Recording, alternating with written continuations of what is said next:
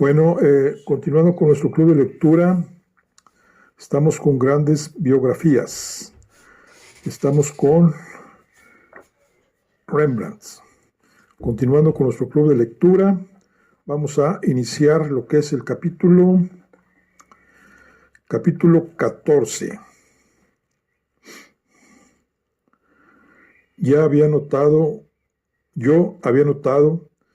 ya que Hendrik está embarazada. Poco tiempo después lo notaron también otras personas, y entonces comenzaron las dificultades. Naturalmente, no entre el círculo de amigos de Rembrandt, sabedores de la razón que le impedía casarse con ella, hasta la muy respetable familia de su señoría. Jan Six mostró más comprensión de lo que yo hubiera podido esperar. Claro que no conocían a Hendrik ni habían dado paso alguno encaminado a reconocer su existencia, pero mantuvieron relaciones cordiales con su marido, como a tal se refería siempre Hendrik cuando hablaba de él, y esto era más de lo que podía decirse de otras personas.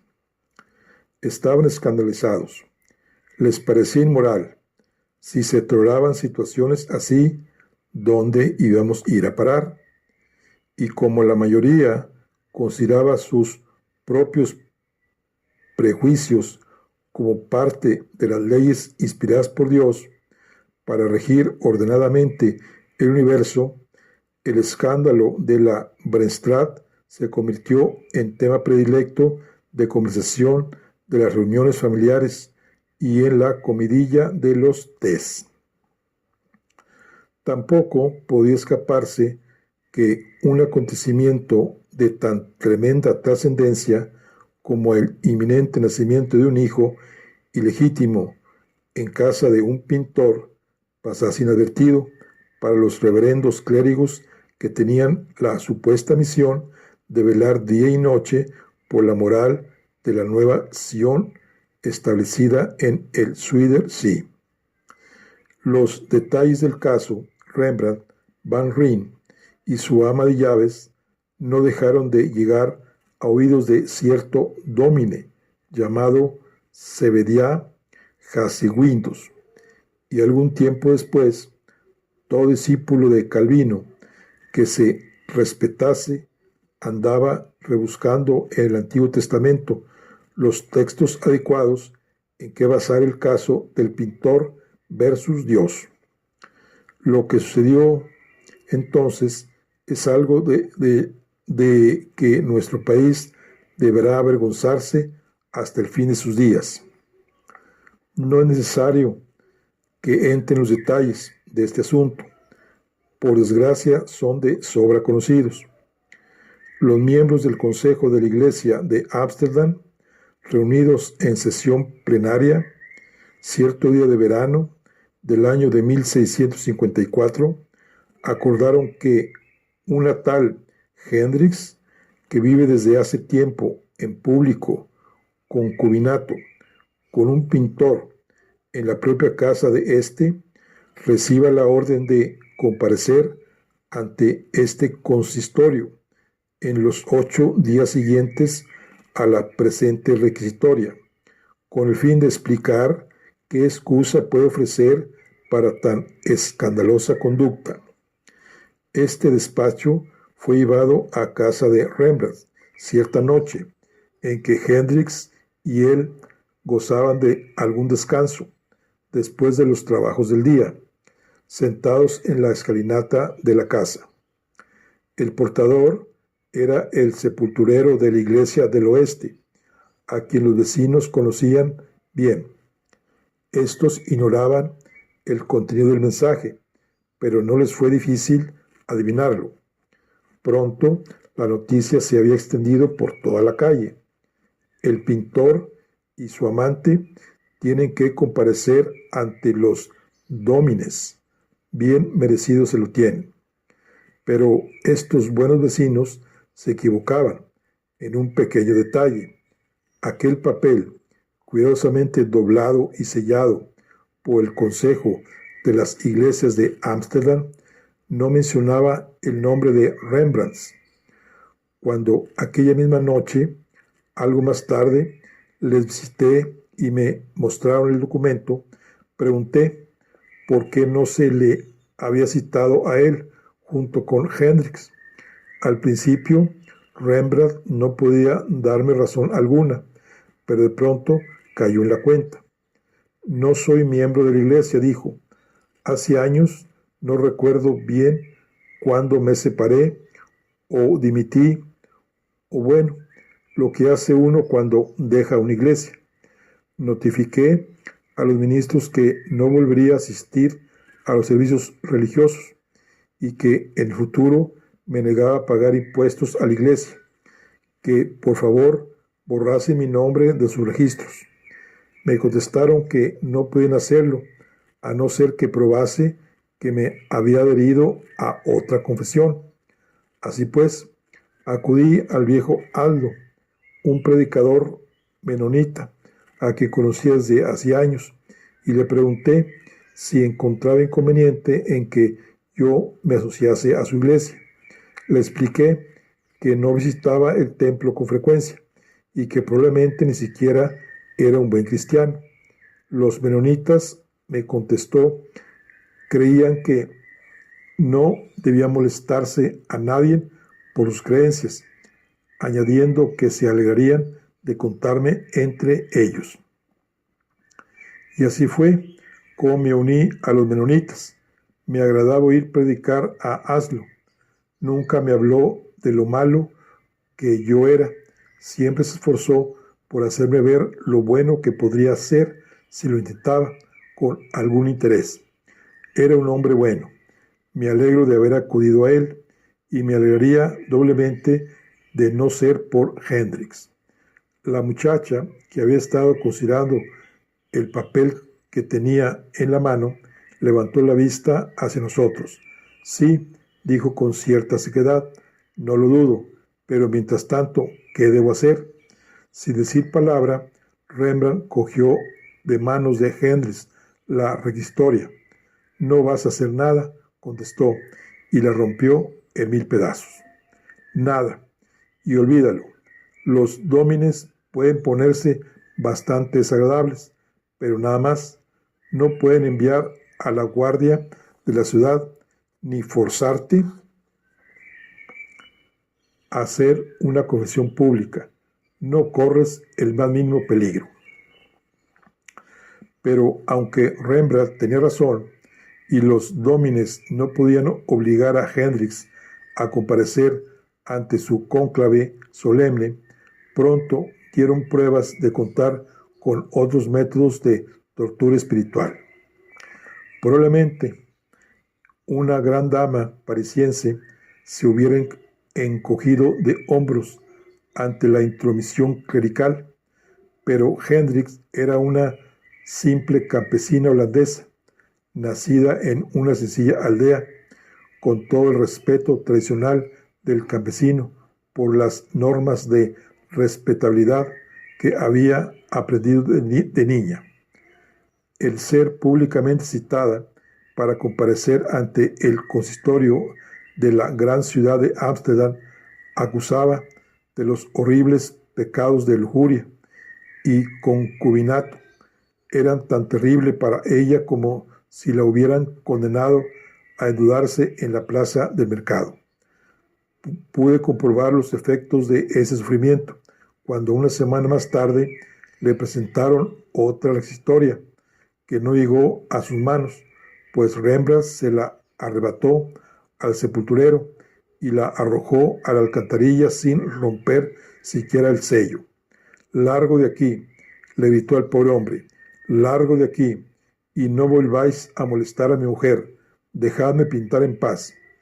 Todo esto nada tenía que ver con el asunto. Después de todo, el consistorio nunca le había impedido a Rembrandt pintar. Se había limitado a decirle a su ama de llaves que no viviese en pecado con él, y la pobre Hendrix, muy afectada, no vio otra solución que obedecer el solemne mandato. Se presentó para confesar su culpa y pedir perdón.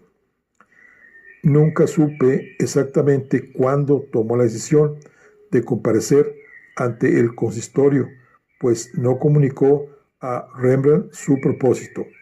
Una tarde salí de casa y a la vuelta todo había concluido. Fue directamente a su habitación y se acostó.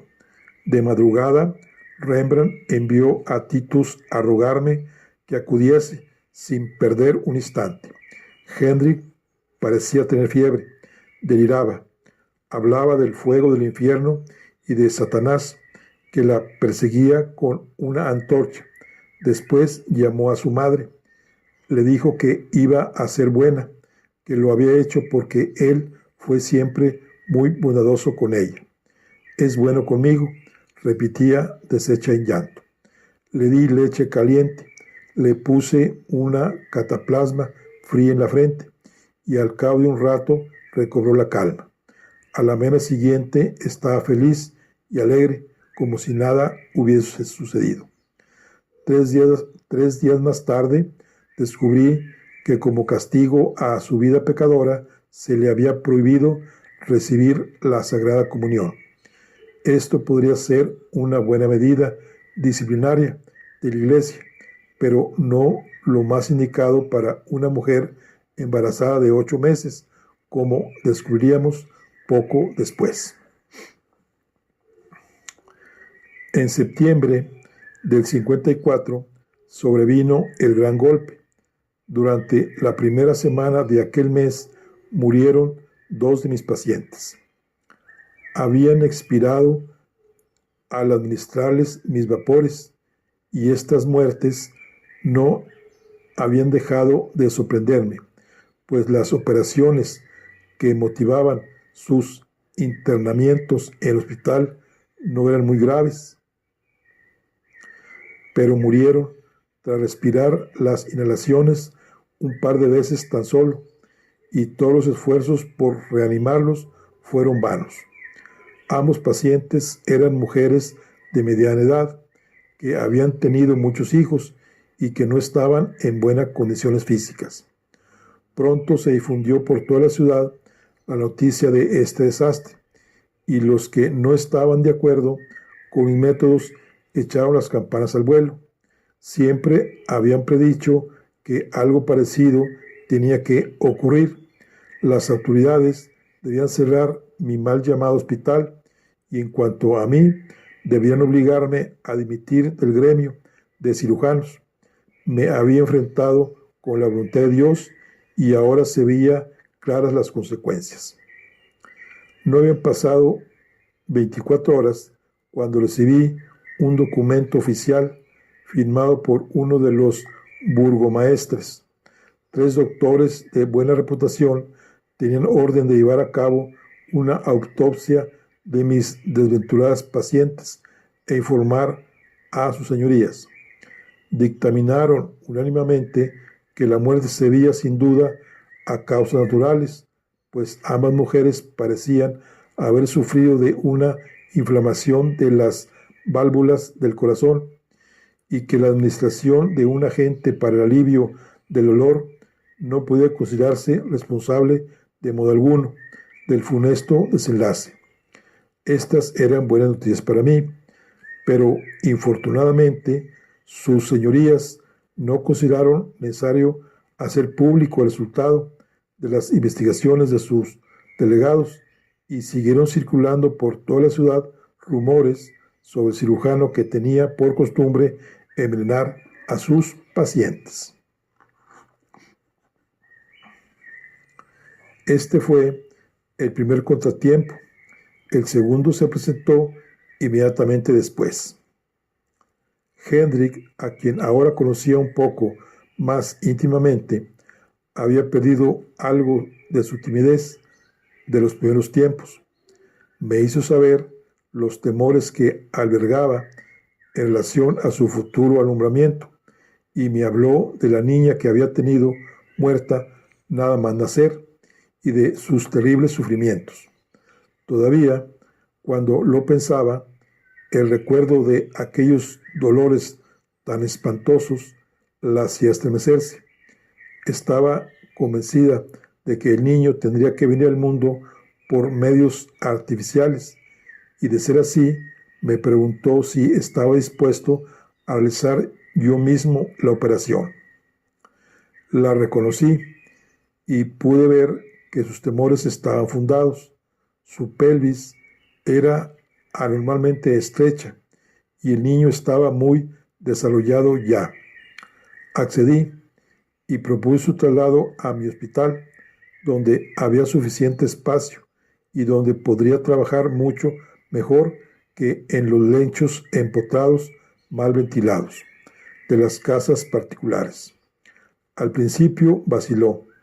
Las gentes sencillas parecen ver algo sacrilego en que los hijos nazcan fuera del hogar, pero Rembrandt está francamente a favor de esta decisión y en la primera semana de octubre Henry ingresó en mi hospital. 5 días más tarde tuvo los primeros dolores. Pasados otros 3, el parto no se había resuelto aún y al final Henry sufría de modo tan horrible que pidió le diésemos muerte e intentó tirarse por la ventana. Al 4.º día pensé que tendría que practicar un corte cesárea. Me dijo que no podía soportarlo más, que le diese algún veneno de efecto rápido. En vez de eso, le administré mis vapores. Estaba tan cansada que seguía inconsciente mucho después de que la comadrona terminase de lavar y limpiar al recién nacido. Era una niña y no había sido necesario llevar a cabo la operación. Su recuperación fue muy rápida y 2 semanas más tarde se encontraba de nuevo en su casa de la Brestrat con aspecto feliz y hermoso y la misma alegría de siempre. La criatura fue bautizada en la iglesia vieja a finales de octubre. El ministro debió recibir alguna indicación de la alcaldía previniéndole que los comentarios críticos serían considerados fuera de lugar, pues la pequeña Cornelia fue debidamente registrada como hija de Rembrandt van Rijn y de Hendrik Stoffels y no se hicieron preguntas embarazosas. Mas para mí, aquello fue solo el principio de mis desventuras. Hendrik me estaba profundamente agradecida, tanto en efecto que habló a la enfermera que la atendía de lo bueno que había sido con ella y de cómo le había ahorrado mayores sufrimientos en el momento en que ella creyó que no podía soportarlo más. La enfermera, mujer competente y de buenas intenciones, pero como todas las de su gremio, incurable charlatana, lo había comentado con los vecinos. Figuraos, el doctor ya le dio no sé qué en el último momento y ya no volvió a sentir dolor. ¿No es maravilloso? Aunque no sea eso, desde luego lo que no nos enseñan las Sagradas Escrituras, y así se había echado la leña al fuego. Una semana más tarde, el reverendo Zebediah Hase-Windus pronunciaba su famoso sermón, El parto sin la maldición de Dios. Jehová no había condenado a Eva en el Génesis a parir los hijos con dolor. Todo el mundo sabía ya en la ciudad las escandalosas prácticas que se llevaban a cabo en el hospital de ese libertino y arminiano que pretende ser más sabio que Dios. En menos de un mes, las pasiones subieron de punto hasta el extremo de que Hase-Windus, al frente de una delegación de indignados ciudadanos, se presentó en el consejo de la ciudad exigiendo mi arresto inmediato y el cierre definitivo de mi clínica. Preferiría no relatar lo que ocurrió después, pues en cierta medida fue un sincero tributo a la confianza que sus señorías tenían en mí personalmente. Amenazaron al párroco con colgarle de la horca más alta de la ciudad de Ámsterdam si volvía a molestarme sobre aquella cuestión, y ordenaron al alguacil que lo expulsase de las cámaras del consejo literalmente a puntapiés. Confiaba en que a partir de entonces me dejaran proseguir en paz mis experimentos. 2 días después, sin embargo, amparada en las sombras de la noche, una muchedumbre compuesta por varios centenares de hombres y mujeres interrumpió de pronto en el hospital. Sacaron a la calle a los 18 pacientes que ahí se encontraban y antes de desaparecer tan rápidamente como habían llegado, prendieron fuego al edificio. A la tarde siguiente, el edificio seguía siendo pasto de las llamas. Del capital invertido en mi obra solo quedaban 4 paredes calcinadas y un montón de vigas humeantes. Elevé una petición a los magistrados exigiendo una indemnización. Mi propiedad había sido destruida a consecuencia de un disturbio callejero que no habían sido capaces de reprimir. Tras 7 largos años de deliberación, acordaron concederme la tercera parte de la suma reclamada. 4 años más tarde me habían pagado la mitad de lo prometido.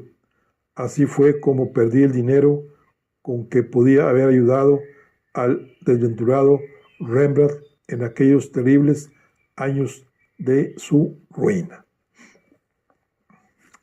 Bueno, pues aquí concluimos nuestra charla del día de hoy. Estamos con el club de lectura. Terminamos lo que es el capítulo número 14. Estamos en Grandes Biografías estamos con Rembrandt. Nos vemos en la siguiente. Hasta luego.